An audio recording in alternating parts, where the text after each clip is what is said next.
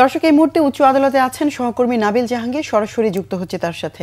নাবিল, তত্ত্বাবধায়ক সরকার ব্যবস্থা বাতিলের রায় পুনর্বিবেচনা চেয়ে আপিলের শুনানির সবশেষ কি খবর আছে আপনার কাছে? যেবা তত্ত্বাবধায়ক সরকার বাতিলের রায় পুনর্বিবেচনা চেয়ে যে আপিল, তার শুনানির দ্বিতীয় দিন ছিল আজ, এবং সেই দ্বিতীয় দিনের শুনানি শেষ হয়েছে। আজকে একজন রিটকারী বদিউল আলম মজুমদার, তার যিনি আইনজীবী রয়েছেন, তিনি তার সাবমিশন সেটি শেষ করেছেন, এবং তিনি তার কাছে প্রধান বিচারপতি আসলে জানতে চেয়েছিলেন যে তত্ত্বাবধায়ক সরকার যদি পুনর্বহাল করা হয় সেক্ষেত্রে আসলে সংসদের যে ক্ষমতা সেটি কি খর্ব করা হবে কিনা। তিনি জানিয়েছেন যে ফলে সংসদের যে ক্ষমতা সেটি খর্ব হবে না।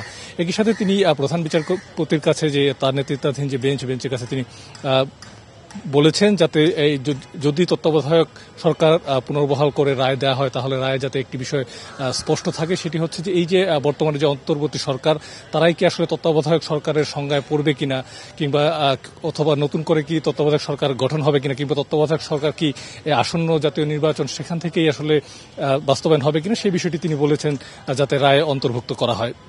আপনি জানেন যে এই মামলায় কিন্তু বিএনপির পক্ষ থেকে মির্জা ফখরুল ইসলাম আলমগীর এবং জামাতের পক্ষ থেকেও কিন্তু এই মামলায় পক্ষভুক্ত হয়েছেন, এবং সেটির জন্য আগামীকাল কিন্তু আবারও এই মামলার শুনানি হবে। তখন বিএনপি এবং জামাতের যারা আইনজীবী আছেন তারা তাদের যে সাবমিশন সেটি রাখবেন। যেবা নাবিল, ধন্যবাদ আপনাকে। দর্শক, উচ্চ আদালত থেকে সঙ্গে ছিলেন সহকর্মী নাবিল জাহাঙ্গীর।